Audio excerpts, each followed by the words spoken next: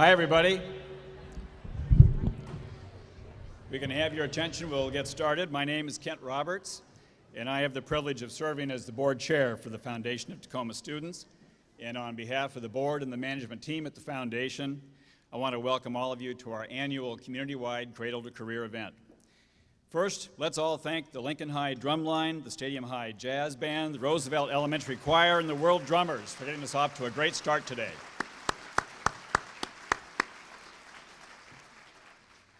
Tacoma's commitment to and belief in every child is unwavering.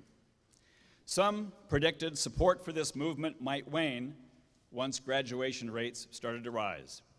But instead, all across this community, we see an even stronger commitment to help every child succeed by keeping equity at the center of everything we do as we align goals, data, and resources with the work of the more than 240 community partner organizations that make up the Graduate Tacoma movement.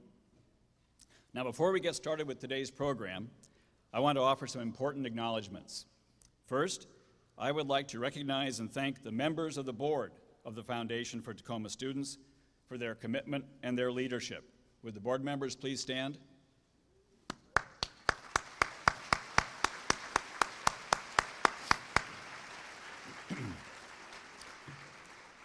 Next, I want to express our deep appreciation to the members of the Tacoma Public School Board for their leadership and the courageous steps they have taken to make sure that the progress we are making is sustained. Would the school board members please stand?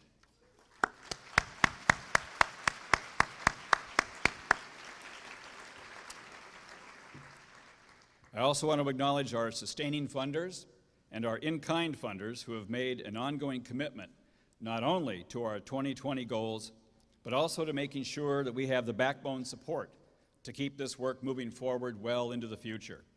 You'll find them listed on the screens and in your program. Finally, I want to thank our annual Cradle to Career event sponsors who helped underwrite this annual community-wide event so we can welcome all of our community partners and all of you here today. Our presenting sponsor is Boeing. Our champion sponsors include State Farm, Rainier Connect, and the Tacoma Rainiers, and our advocate and friend sponsors are listed on the screens and in your program. Thanks to all of our funders and event sponsors for their generous support.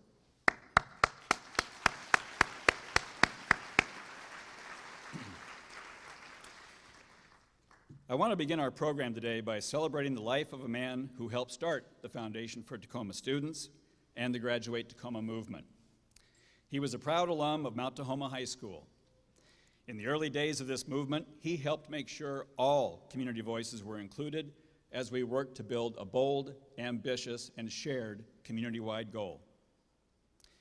And he insisted that reaching graduation rate goals would be meaningless if we didn't also close gaps in access, opportunity, and achievement for all Tacoma students, regardless of background or neighborhood or race or gender. Dan Barclay was serving as board chair for the Foundation when he passed away earlier this year. All of us at the Foundation miss him every day, but we take comfort and inspiration from his legacy as we continue this important work. Now, Dan's family and the children of this community were at the very center of his life. Today, we honor and celebrate Dan and his more than 50 years of service to Tacoma schools and to this community. We want to thank Dan's wife of 50 years, Jill, and we welcome her and their son, Brett, who are with us here today. Please join me in extending a warm welcome to Jill and Brett.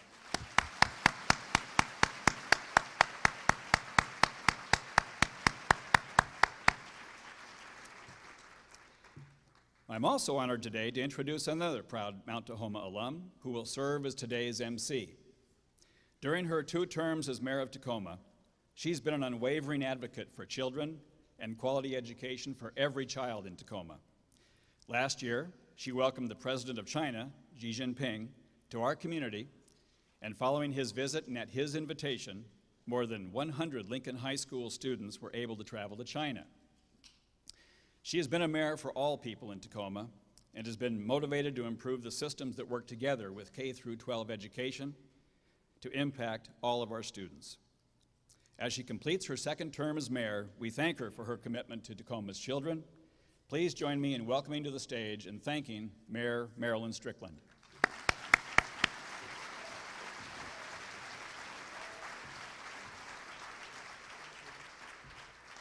Thank you, Kent, for that very warm welcome.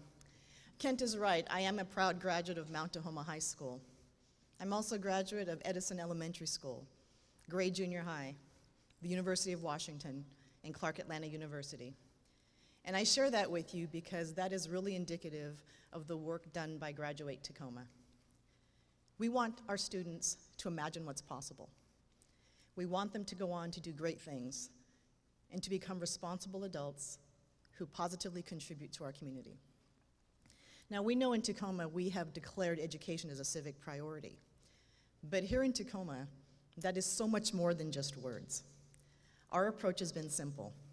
Every single person, every single organization has a role to play in the education of our students, and we answered the call.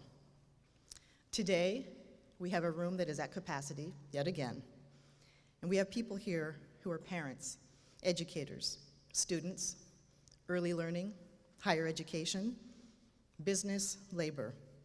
We have youth and community service organizations. We have neighborhoods and local government. We have representatives representing our federal government. We have civic and philanthropy, local government, and people of faith and communities of faith. But we have more than anything right now in Tacoma is momentum. We have momentum and enthusiasm and commitment that this movement is not waning. Not when the next mayor gets elected, not when I leave this stage, and not anytime soon. So Tacoma, let's congratulate ourselves for making education a civic priority. Let's tell our students we care about them, and let's congratulate ourselves.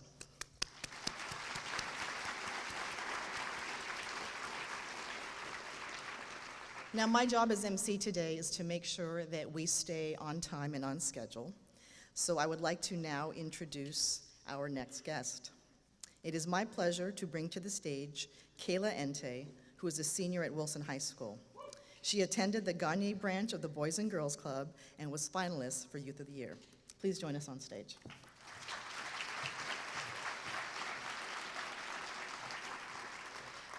Good afternoon. I'm sure many of you can think of someone you can go to in times of need. Luckily for me, I've been given a whole support system. When I was very young, my mom had broken off an abusive relationship with my father, which left us homeless. Thankfully, through the help of others, she was able to rebuild herself into something greater. We moved from homeless shelters to motels to eventually our own home. She later felt that a college education was the means to success, so she worked 3 jobs while going to school full-time. She'd often run off 1 hour of sleep. This is when I started going to the Boys and Girls Club. In 2nd grade, I had no clue what the staff of the club would later mean to me, what the club would symbolize. But now, through years of growing up surrounded by love, I've accepted the staff as my family and the club as my home. Many staff, Miss Jasmine, Mr. Craig, Miss Ashley, and others, have treated me with loving kindness, and their positive influences on me are everlasting. I learned not only to love myself, but to love others. The beginning of my senior year is something I'll never forget. I've drastically matured into a different person and built friendships with many. Before, I was insecure, unhappy, and in general, a miserable person. I was struggling, and I couldn't open up to anyone. Surprisingly, my senior English class turned into something more therapeutic, which we even joked about. We were assigned to write a memoir. At first, I was hesitant because that meant I'd have to reflect on my life, and I thought, I'm only 17. What am I going to write? That sounds good. Then, after a bit of thinking, I decided to write about everything, the good and the bad. So I wrote and cried, wrote again, and cried some more. It was like my own diary. I poured myself into that paper, left no page of my life ignored, and drew out this vulnerable person using words. It was titled, That's What Umbrellas Are For. I was the first to read my assignment in front of the class, and I thought, I never talk to these people. They're going to look at me weirdly, treat me differently, and judge me. In reality, I was judging them. While reading, I tried my very best not to cry, and I even heard some sniffles in the class. My classmates were extremely accepting, and my teacher, Mr. Chandler, said he was proud of me. I tried even harder not to cry because I could tell that he genuinely meant it. I was so proud of myself that I went to the Boys and Girls Club. I told the staff that I had written about how even though I had so many dark days in my life, I am the way I am now because of the club, teachers, family, and friends being my support system. My mother always told me, Kayla, give back to those in need because we wouldn't be where we are today without the help of others. Because of my community encouraging and guiding me, I've been able to do so. I've been a part of Youth Leading Change, Multicultural Student Union, and Key Club, all clubs focused on community service. Because of my support system, I've been able to help others and aspire to continue doing so while pursuing a career as a pediatrician at University of Washington, Tacoma. Thank you to those who have influenced me and continue to do so today, because without your love and support, I would not be the person I am now. I'm Kayla Ente, and I'm a senior at Wilson High School. Thank you.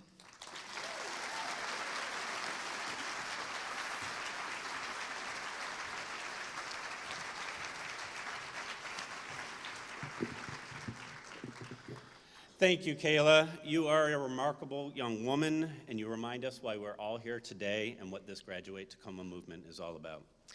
Good morning, I'm Eric Wilson. I'm the president of the Foundation for Tacoma Students, and I want to welcome all 700 of you today.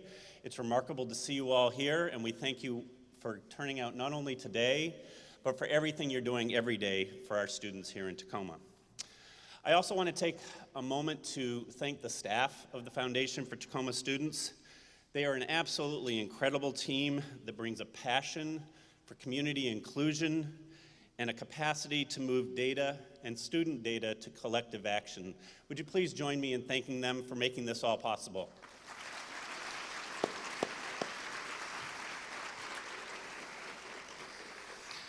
My assignment here today is to do a brief community update on 2017 and where we are. This is a milestone year for us this year. And what I want to start with is the fact that all 10 of the community indicators that you folks helped to identify back in 2010 were up in all 10 of 10.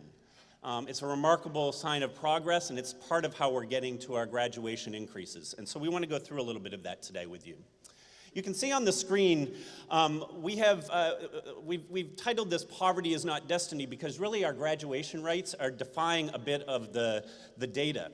If you start in Tacoma and look at the number of students we have living in poverty or on free and reduced lunch, you see here that Tacoma has 61% of our student body coming from families in poverty compared to the state of Washington at 44%. Despite this, if you look at the next bars down, you can see that Tacoma's graduation rate is up to an all-time high 85% that the superintendent announced a year ago. And for the state of Washington, it was 79%. Again, we are exceeding the state of Washington for the third year. These last three bars that you'll see down below really look at the students that are in greatest need here in Tacoma. They are our low-income students, they are our homeless students, and they are our English language learning students. And in all three of these areas, you can see that the graduation rates of our Tacoma students are exceeding both the state of Washington and the largest school district in the state of Washington in Seattle. For our low-income students, it's 81%. In Washington, it's 69%. Homeless students in Tacoma, 72%. In Washington, 53%, and so on. For our students in greatest need, those students that Dan Barkley would remind us about, we're performing for them, and we're doing so with intentionality, and we thank all of you for all you're doing to make this possible. Many of you have seen that we've seen 6 straight years of graduation increases from that terrible low of 55%. The superintendent announced last year that the school district's goal of 85% by 2020 was in fact met last year. Our challenge is to make sure that we not only maintain, but we build upon that.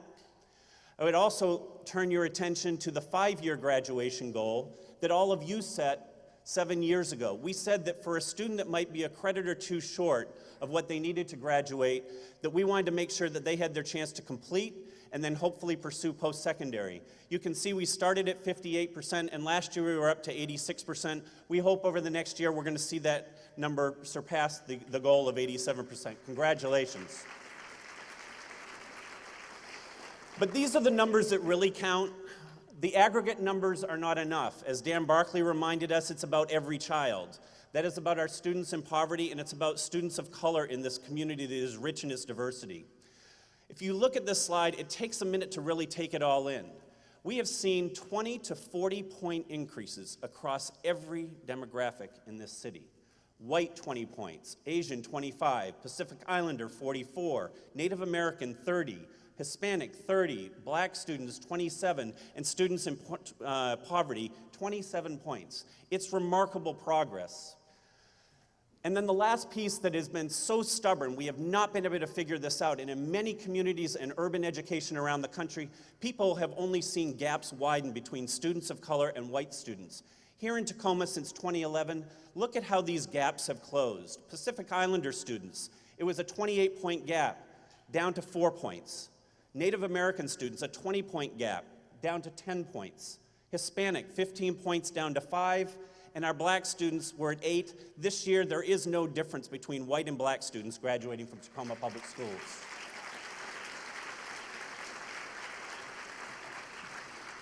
This doesn't happen by accident.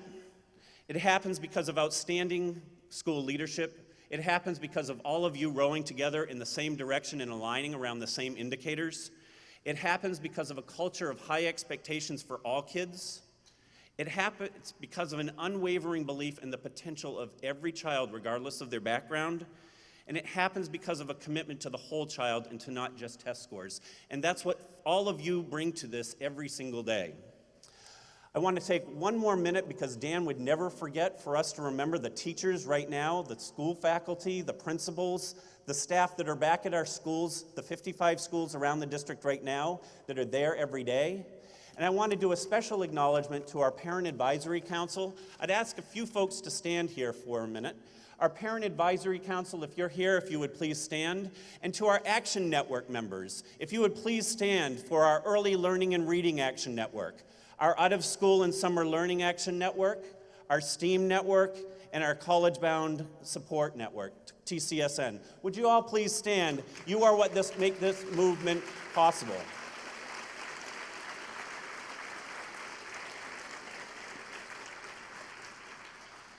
I'm pleased next to introduce today's keynote speaker.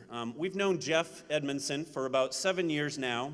He's here to offer a national perspective on how Graduate Tacoma fits in to the national Cradle to Career movement to dramatically improve student achievement. Jeff founded and started Strive Together, the national movement, about 7 years ago.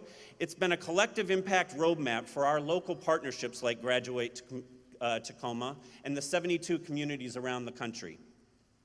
Earlier this year, Jeff made a big move from Cincinnati and has recently moved to the Northwest and has become the managing director for the Steve and Connie Ballmer Foundation. As many of you know, Steve was the CEO for Microsoft for many years. Please join me in welcoming Jeff and giving him a warm Northwest welcome and for all the support he has given us both through Strive Together and with the Ballmer Group. Please join me in welcoming Jeff.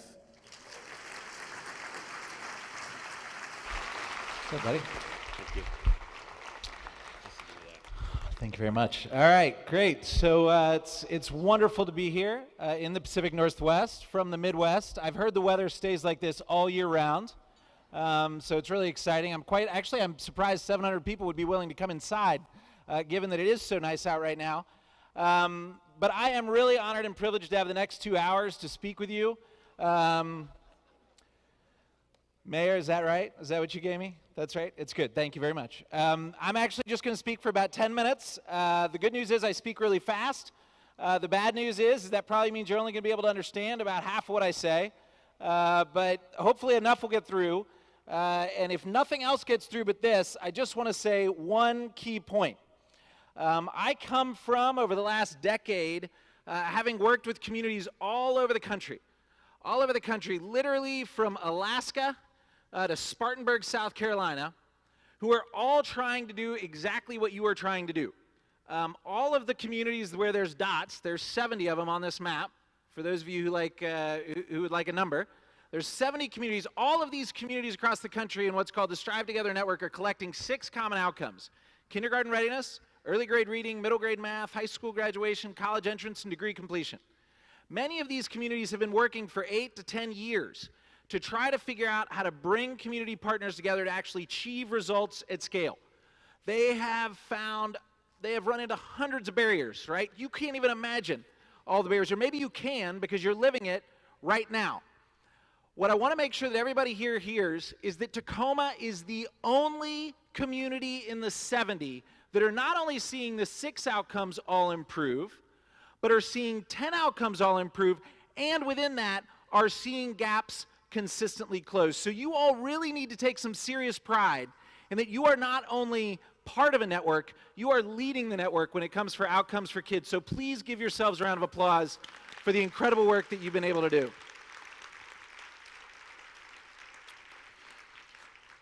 We actually, at Strive Together when I was there, we actually identified what we would call the leading edge communities, the most advanced communities, and you were a part of a first cohort of 5 that we identified with Dallas and a few others where there's just amazing work going on, and we actually started to invest, and what we found was that the other communities actually were learning from you all, right? So it's just incredibly exciting to see how much you all have to offer to people all over the country, including Seattle, by the way.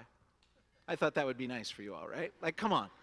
I got here 2 days, I could tell the sort of friendly, competitive spirit that had formed between Seattle and Tacoma. So with that, what I'm going to do is kind of shift gears and now say that I've joined the Ballmer Group. I just could not be more honored to do that. The question is, why would I do that? Why would I step aside? And actually, there's a few things that we've already learned through the work of the Ballmer Group that I think could be keys to building on this success to take your work to the next level.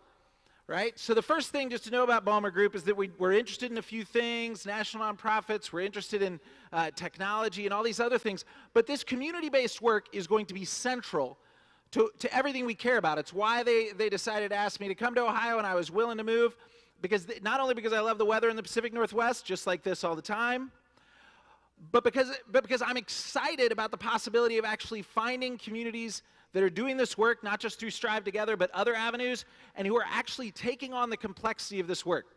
So what does it actually mean? Why is this important? Well, in our minds, it's not just about the educational outcomes, it's about economic mobility. And this is a hard slide to see, and it pulls from government data. Government data, when they collect this, they actually divide between white and black is essentially all non-Caucasian, a different issue that we could tackle, and we need to, by the way, right?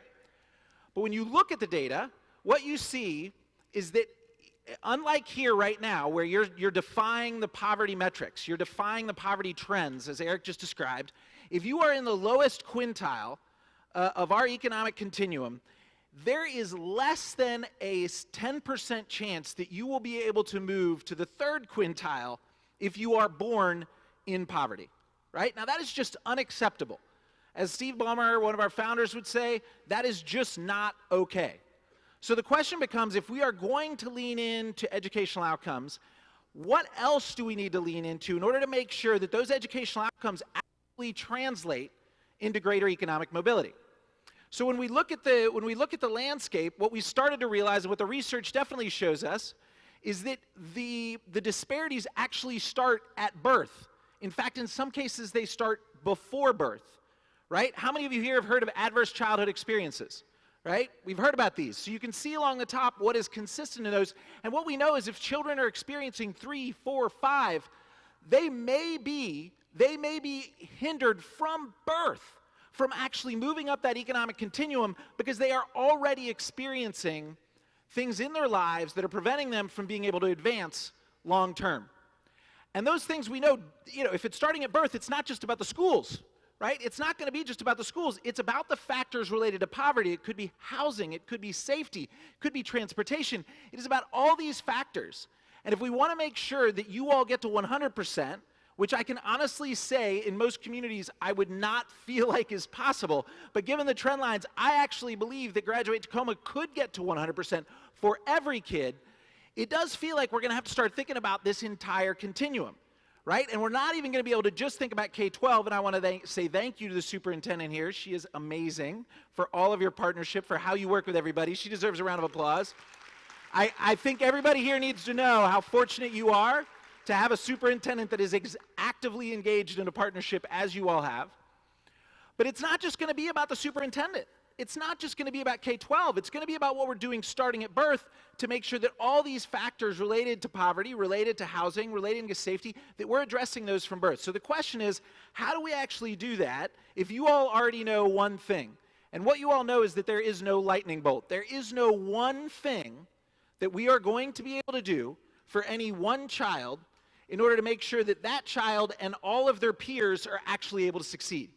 There is no lightning bolt. We love to dream that there is this just magical thing that could, come down from the sky and all of a sudden everything's going to be okay. What it's going to take is a 360-degree approach. You already know this. It's not surprising.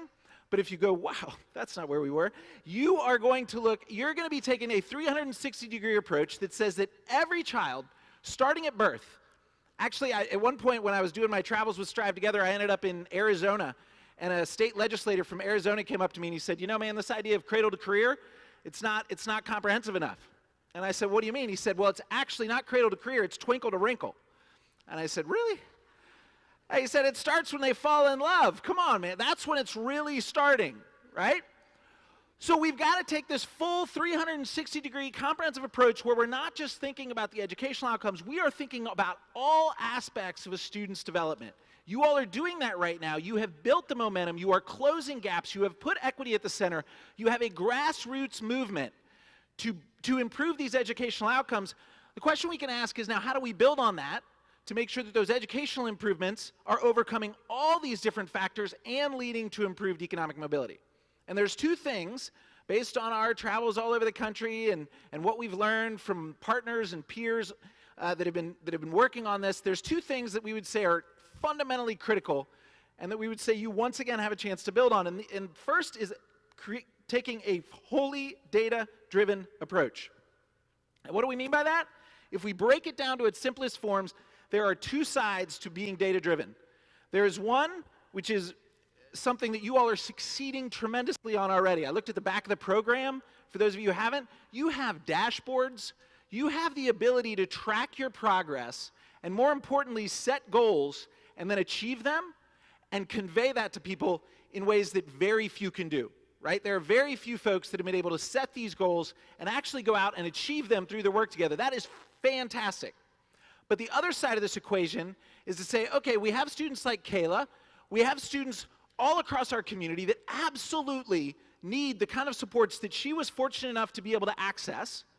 How do we actually use data at the child level to not only understand what Kayla needs, but what Jamal needs and Joseph needs and Jill needs? How do we actually track data at the child level to make sure that as early as birth, we are actually using data to identify what they need, and then equally important, the program providers are able to look and see whether or not what they're doing is actually contributing to results.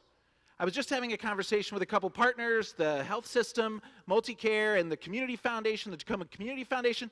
They're really interested in this idea of continuous improvement. How do we actually use data each and every day to try to figure out what's actually working and then build on those successes? If you could bring partners together to not only create dashboards, but to then start to look at what individual kids need and start to figure out what programs and services are actually achieving results, you could then start to connect the students that most need those services to the programs that are actually would be sure to get them better results. And if they didn't get them results, they could then use the data to improve consistently over time. Does that make sense? So there's this huge piece of the puzzle around using data that, once again, you are thriving and succeeding around tremendously. The question would be, how could we take the next step? Last, there's this other big area of work that is government funding. Government funding. What's been amazing here is how even with a somewhat smaller philanthropic community, as you may see in other communities, there is an incredibly engaged philanthropic community that is willing to target their resources to what is actually working for kids. That is, it blows my mind how you've been able to do that here in Tacoma. The next frontier, honestly, the most challenging frontier is the fact that government dwarfs any and all philanthropic spending. Do we agree on that? And once again, if you look at this slide, education spending is significant, you'll see on the bottom, but when you start to think about things like housing, when you start to think about things like transportation, when you start to think about things like public safety, there are incredible amounts of resources there as well. And the question becomes, how can community members come together to not only access the educational resources, which once again, I just want to reiterate, the work that you are doing is second to none. The question would be, how then do we actually take the next step to figure out how to leverage all these other assets to make sure that all the needs, particularly of the students in poverty, that remaining 12 to 19% that you're still working to get to that high school graduation rate and then eventually onto college and then completing college into jobs, how can we make sure that we are leveraging all of these assets to make sure that all of their needs are met? Does that make sense? So I just want to leave you with one deep thought, right? Which is, you all have this unique opportunity. You have momentum, was the term that I believe that the mayor just used. You all have something incredibly unique. You have a story to tell where something was not going well, right? Right? There was a story that came out, I think it was in USA Today, if I remember, about dropout rates and how it just wasn't going right. There are hundreds of communities that do exactly the opposite of what you have done. There are hundreds of communities that just say, you know what, the problem's too big. I can't take it on. We're just gonna keep on doing what we're doing and hoping to get the exact same results. What you have done is say, you know what, no, we're not gonna keep doing the exact same thing. We're not gonna do the definition of insanity, do the exact same thing and expect to get to different results. You have actually changed your behavior. The opportunity that you have to show the nation, not just the state of Washington, not just the Pacific Northwest, but to show the nation how to make sure that every child is cared for, maybe not from cradle to career, maybe it is twinkle to wrinkle, whatever you want to call it. You all have that opportunity to show the entire country what it really takes to make this happen. And I hope that all of you will not just be engaged in Graduate Tacoma, you will think about what it is you're doing every day that could make sure that every single one of these numbers actually gets to 100% for every single child. Congratulations on all your success, and thank you so much for your time.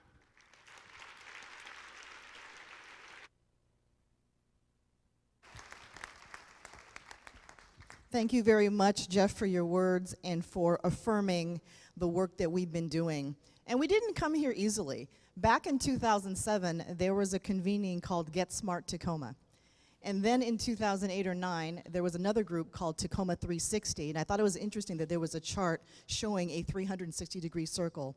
And here we are today, Foundation for Tacoma Schools, Graduate Tacoma. So the evolution has been something that we've had to tweak ourselves, but here we are celebrating success. At this time, we have a very, very special treat.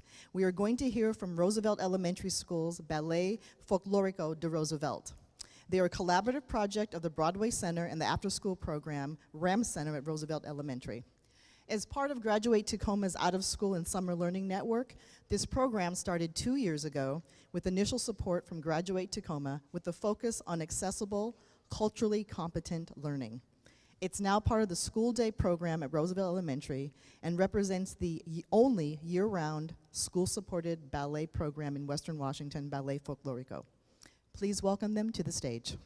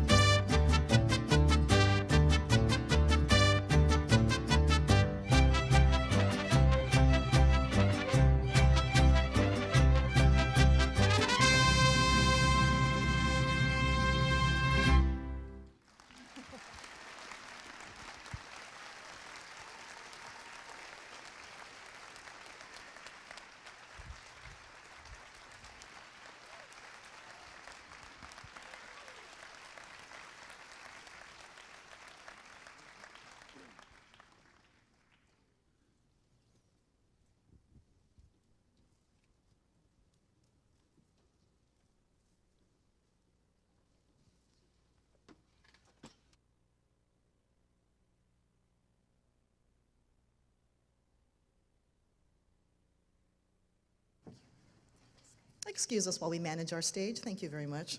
Ladies and gentlemen, let's thank again Ballet Folklorico.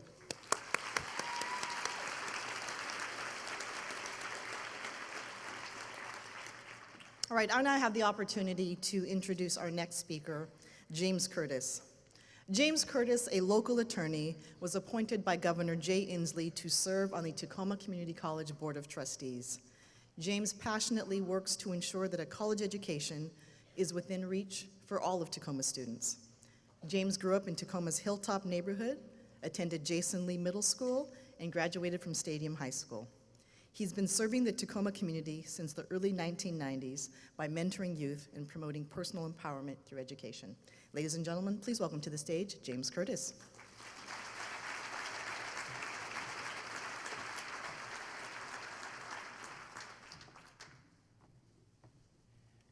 Thank you, Mayor Strickland. Any Stadium High School graduates here today? Okay. You know, Eric, I have to apologize. Eric wanted me to provide him with a high school picture. But what he didn't realize is for the last 23 years, I've worked to ensure that everyone forgets what I look like with a flat top. So there will be no photos. Graduate Tacoma, graduate every student. What does that mean?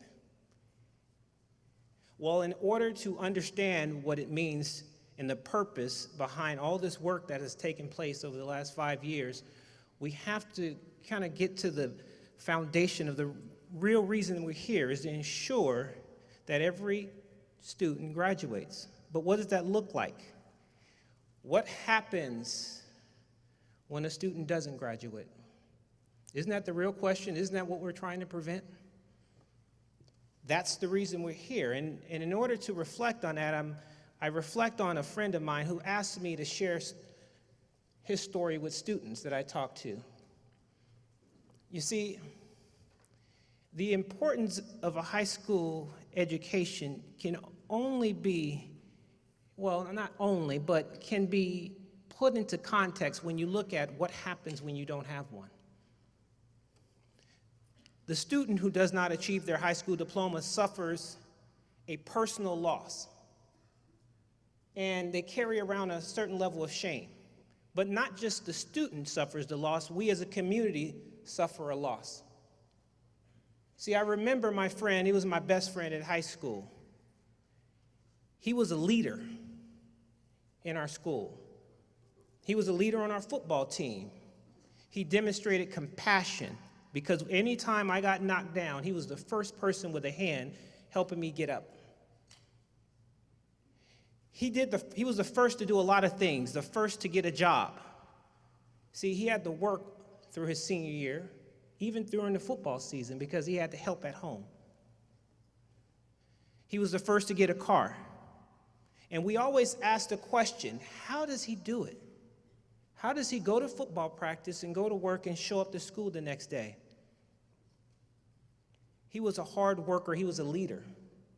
He was also compassionate. He was giving. I remember when he would go pick up his check every Friday, and he would take members of our football teams with him to Safeway to pick up his check. And he would always take us out to eat. When I think about the qualities he exhibited in high school, I think about someone who's needed in our community today. A leader, compassion, someone who is giving. He was also a rebel. Yeah, he talked back sometimes in the classroom. Yeah, he talked back to his parents sometimes too. That's why we didn't question him when he decided he wouldn't wear a cap and gown and sit with us at the Tacoma Dome during graduation. But as the years went on after graduation, we realized that he was falling behind the rest of us. And we attempted to help him because we knew the type of person he was. We knew we needed him to be a leader, but we were young and we did what we could. We took him to the local community college to fill out the application, to fill out the financial aid forms. But he didn't submit them. And we asked the question, what happened? Why didn't he turn in and submit the application. As the years continued to go on, we would look for jobs for him. I drafted his resume, and I told him, all you need is a high school diploma to qualify for this job. But he didn't submit the resume. And we asked ourselves, what happened? And as the years went on, as substance abuse became an issue, what happened? When he was arrested for the first time, we asked, what happened? And then finally, we discovered something. We discovered that we had been asking the wrong question the whole time. It's not what happened to him. It's what didn't happen. Yes, he was compassionate. Yes, he was a giving person. He was a leader. But he didn't graduate from high school. He didn't have his high school diploma. He carried that personal shame. He carried that personal loss.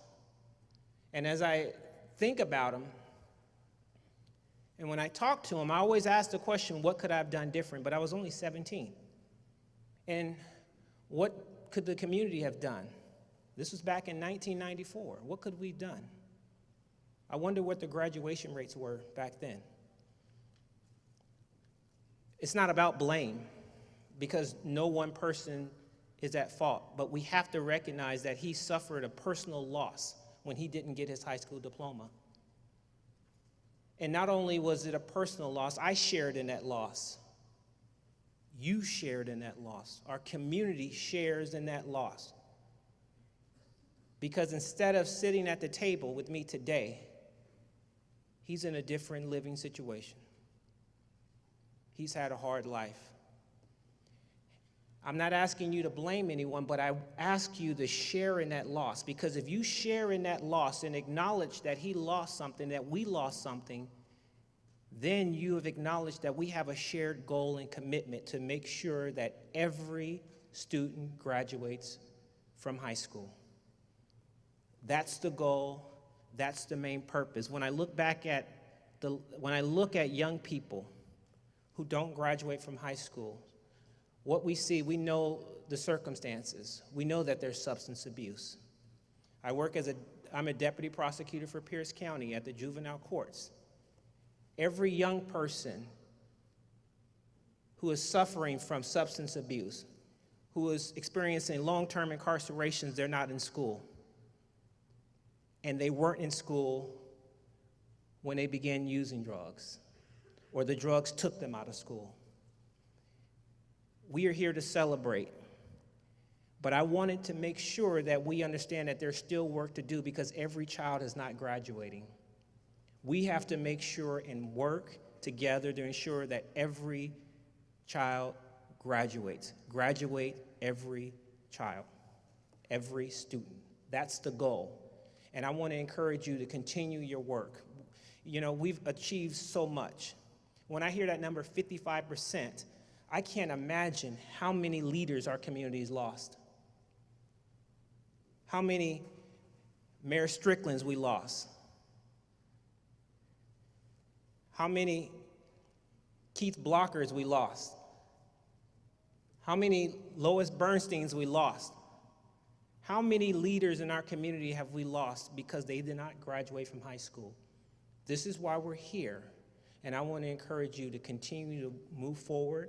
I want to encourage all the companies that are here today to make sure that you provide opportunities for these young people to see what you do, to visit your organizations, your businesses, so they can see what it's like to be a worker, to have the education, to have skills, to have a comfortable life. Because I know growing up, my friends, my associates, we didn't understand the value of a high school diploma. And that's how I lost one of my friends, because we didn't understand. You understand. And it's important for all of us to make sure that our students understand. I want to thank everyone for being here today. And I just want you to remember that we have a shared commitment, obligation to the students at our public schools to make sure that they graduate. Thank you.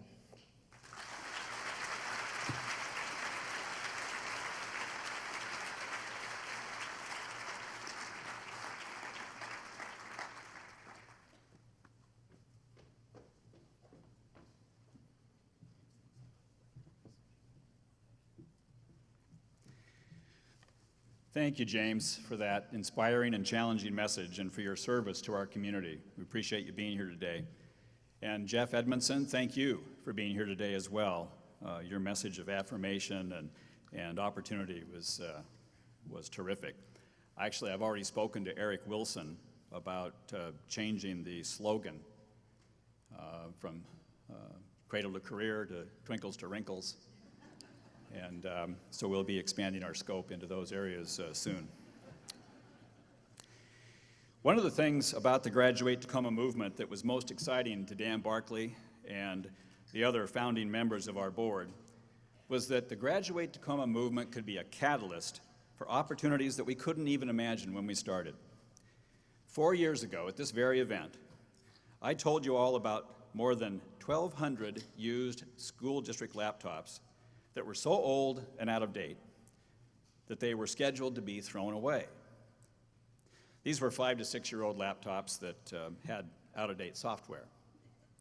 Well, that day, I asked all of you to reach into your pockets and give what you could to help the foundation cover the cost of installing software upgrades, which ran about $10 a piece. Well, we raised enough money that day 4 years ago to cover the upgrades for all 1,200 laptops, which was great. But then, something exciting happened. Watch the screens. What can be done with old school district laptops? Tacoma's public schools has found a way to not only refurbish them, but teach students and give back to those in need. King 5's Janet Kim explains. We need a hard drive too. Yeah. Is there a hard drive in here? At Tacoma Public Schools Re-Engagement Center, You think that's a better way to do it? Give it a try. students are getting a second chance at earning a high school diploma. I made some bad choices during 9th grade and suffering for it now. TJ Garner Oslin is one of them. At the age of 20, he only needs one more credit to graduate, bringing him to this computer repair class offered through the district. Hopefully I'm gonna be a computer technician and make this money, buy my own car, buy a house. Then these guys can come work for me, ain't that right, Miss Heavenly? Absolutely. But TJ isn't the only one getting a second shot. So are these hundreds of old district laptops he's working on.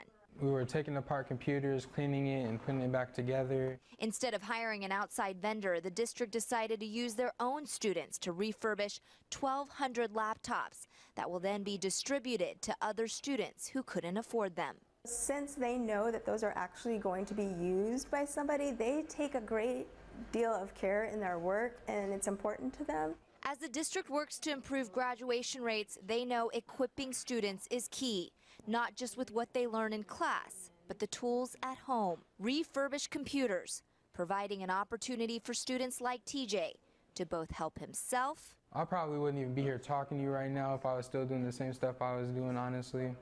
I was a mess. And now others. Tacoma Public Schools hopes to have all these laptops refurbished and distributed before the end of the year. In Tacoma, Janet Kim, King 5 News. Now,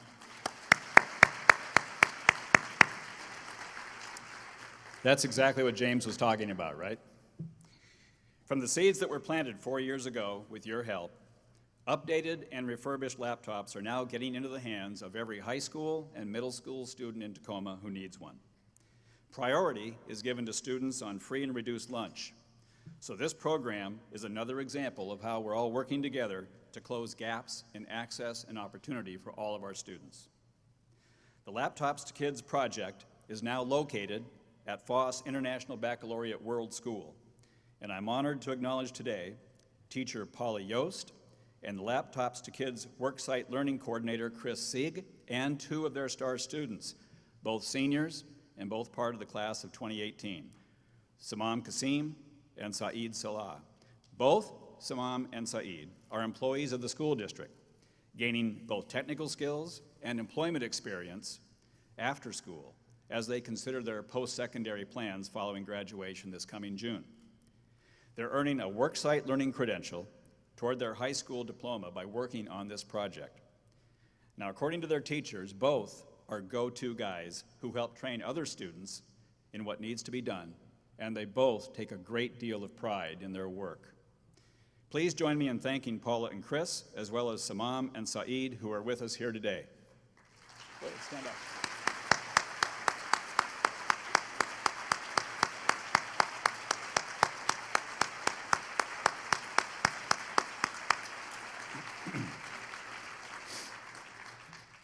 Now, all of you will find at your tables the Laptops to Kids envelopes. We would like to keep the free Laptops to Kids program working because there are always more obsolete computers to fix. We ask you to again reach into your pockets for at least one laptop software upgrade, so all of the laptops will be compatible with current Tacoma Schools computer systems. You'll see on your envelope an opportunity to do even more. 5 upgrades, or 10, or 25, or even 50. We simply ask that you do whatever you can, and please return your form to the large white envelope on your table. And thank you so much for your support. Now, while you're filling out your envelopes, hopefully you'll be inspired by this next performance from the Reed Elementary 4th graders. Thank you.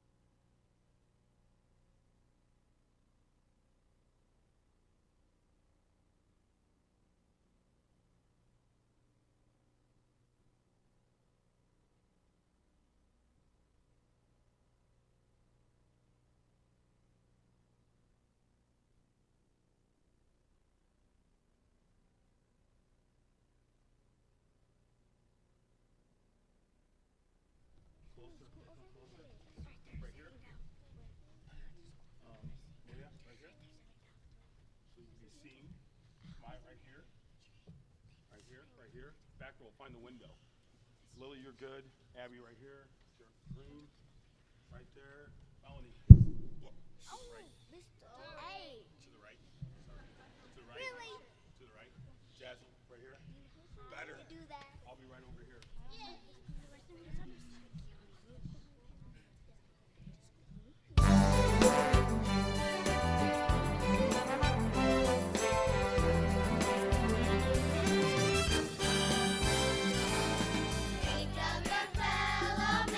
Lend him a helping hand, put a little love in your heart.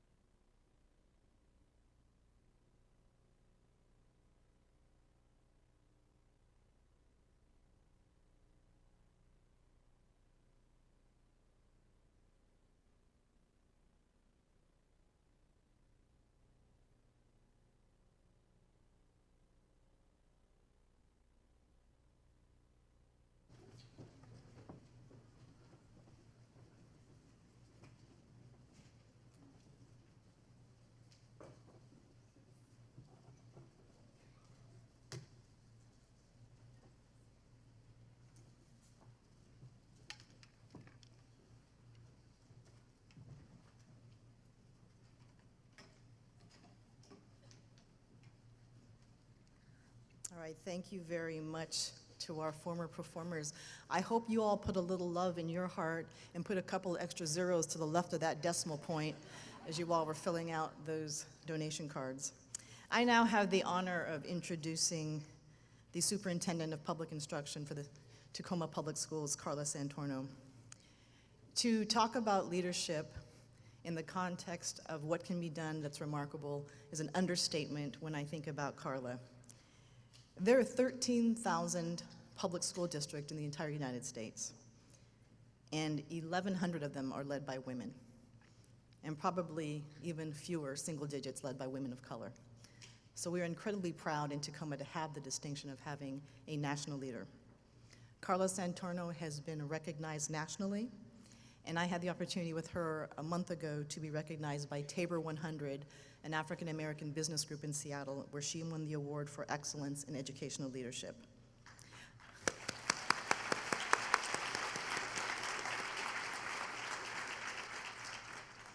I asked Carla, what has been your highlight so far in your role as Superintendent of Public Schools for Tacoma?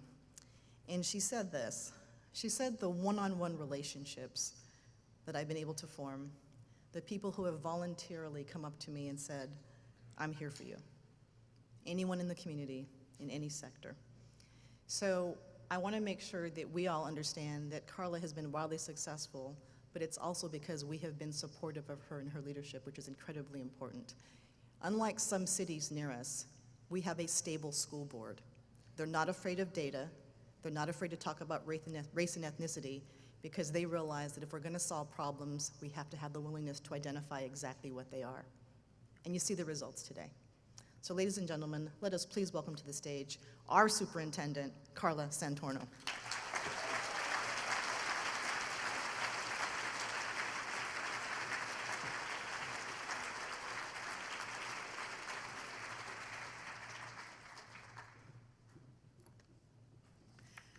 Thank you so much. It's great to be here. And Mayor Strickland, thank you, Mayor Strickland. And she forgot to mention that on that stage with me was the Excellence in Public Service. And we stood together to get an award. So thank you. Let's give her a hand.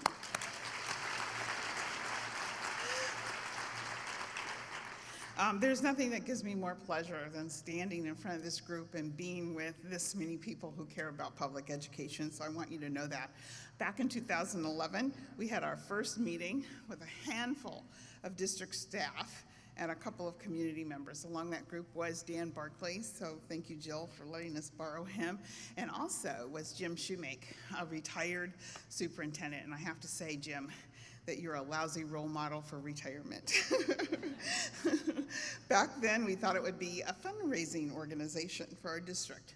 But now when I see you all here today and the growing power of collective impact and hear Jeff talk about what we've accomplished, it's easy to see that we've had a positive effect on the work that we started that long ago in 2011 and how big your effort has become. So, on behalf of 30,000 PK-12 students and about 5,000 staff members, thank you so much to all of you, more than 240 community partners that make up the Graduate Tacoma movement. Thank you. Let's give yourself a hand.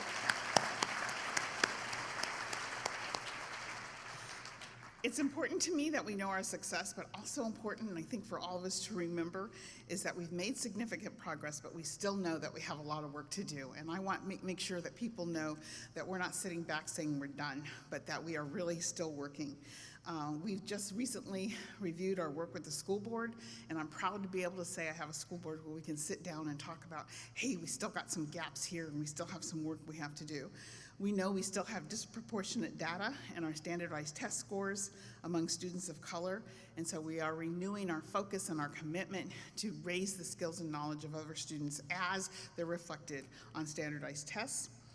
I've shared with you previously our commitment to lowering our expulsions and suspensions, especially around students of color, and I want you to tell you that we are making gains, but we will remain steadfast in our commitment to supporting every student.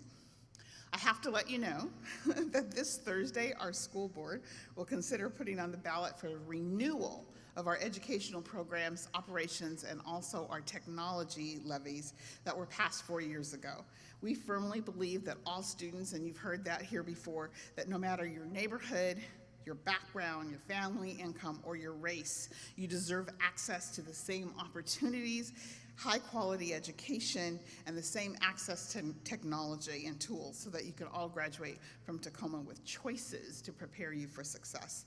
So we need you to pass that levy, and they have been critical to achieving the innovations and the successes that we have celebrated together. I hope you will join me in February in renewing our commitment to quality education for every child. Thank you.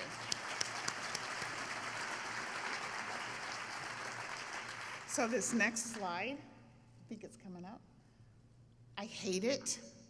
I wish that we could just burn it in effigy. I'm sick of it. I'm sick of seeing it. But it is a signal of, it is a real testament to where we've been and where we've still to go.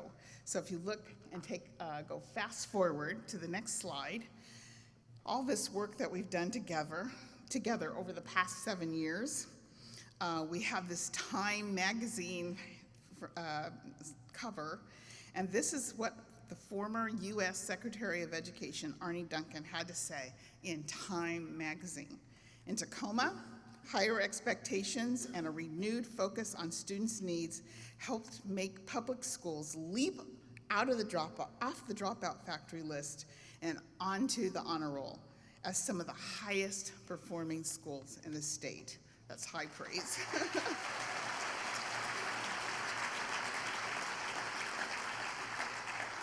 So thank you so much for your continued participation, your commitment, and most of all, your action. Our partnerships with you continue to make a difference for our students. And now it's my honor to invite Mayor Strickland back to the stage for my favorite part of the program. Please join me as I welcome our high school, college, and local mascots, and the Wilson class of 2020, who are now sophomores. They were in 3rd grade when we started.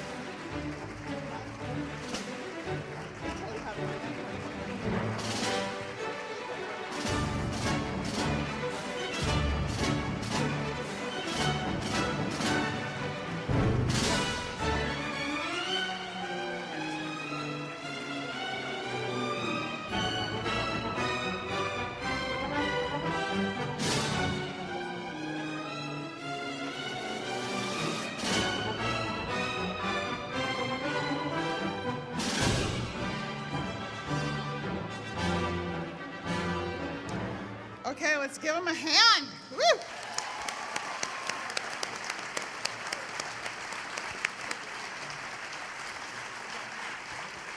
Okay, so we are going to wrap up today, and I've got a quick question for these 3 groups of students. First of all, who here plans to graduate Tacoma? Raise your hand. Woo-hoo! Second question, who plans to go to college? Woo!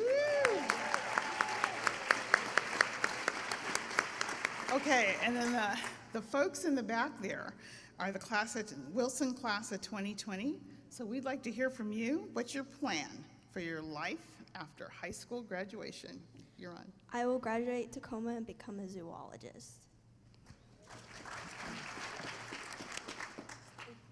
I will graduate Tacoma and attend Duke University on an athletic scholarship. I will graduate Tacoma and become a teacher. I will graduate Tacoma and become a pediatric nurse in the Peace Corps. I will graduate Tacoma and become a constructional engineer. I will graduate Tacoma and become an architect engineer. I will graduate Tacoma and become a dentist. I will graduate Tacoma and become a special effects artist. I will graduate Tacoma and become a nurse. I will graduate Tacoma and be an architect. I will graduate Tacoma and become a history teacher. I will graduate Tacoma and become a counselor. I will graduate Tacoma and be a real estate agent. I will graduate Tacoma and become a psychologist. I'll graduate Tacoma and attend the University of Alabama through an athletic and academic scholarship. I will graduate Tacoma and attend Syracuse University on an academic scholarship. I will graduate Tacoma and become a hygienist. I will graduate Tacoma and become a firefighter. I will graduate Tacoma and pursue biology and environmental science. I will graduate Tacoma and become a French teacher. I will graduate Tacoma and become a nurse. I will graduate Tacoma and become a lawyer. Okay, so what do you think, Mayor Strickland? We got a future back here? You know, I think we have a group of students who are envisioning what is possible if you look at the variety of professions and goals and dreams they have for themselves. And more than anything, we want these students to know that their entire city stands behind them. Amen.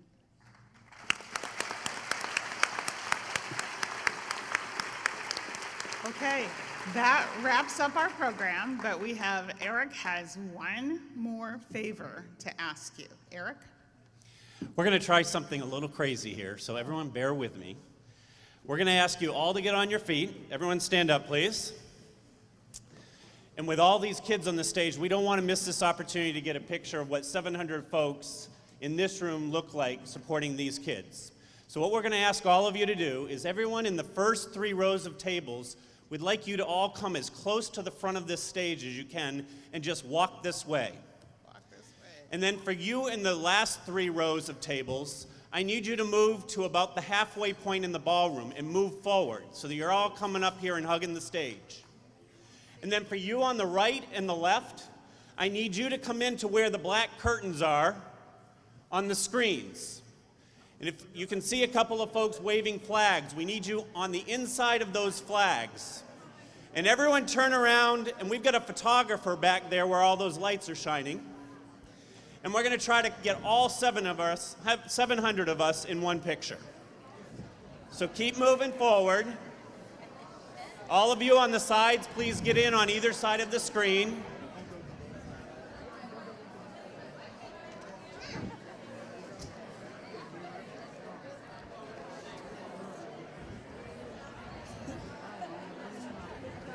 You're doing great. Keep moving in.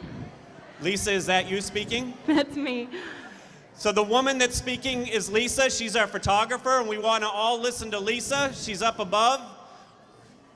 If everyone could all of you on the sides come in a little closer. So if you could all be in on the inside of the screens, you can move forward closer to the wall that I'm at. Move forward so that my ends can be moved in towards the screens. Looking good.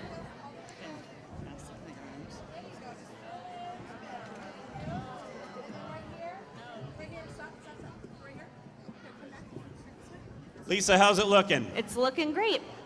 Great. And the students in the front, if you could come forward and then everyone turn around. Yep, we're almost ready. Great.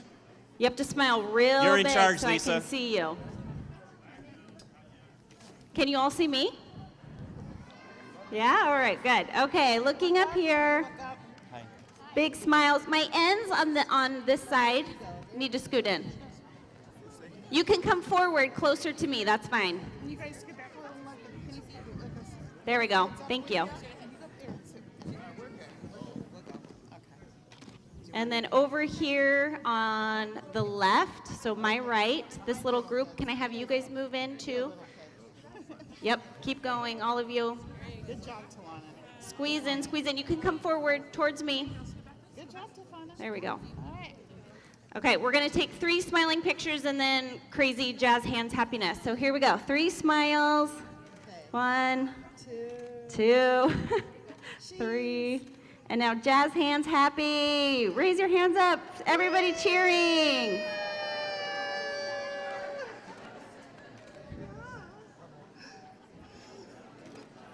Wow, that's a lot of people. Thank you so much. Thank you, everyone.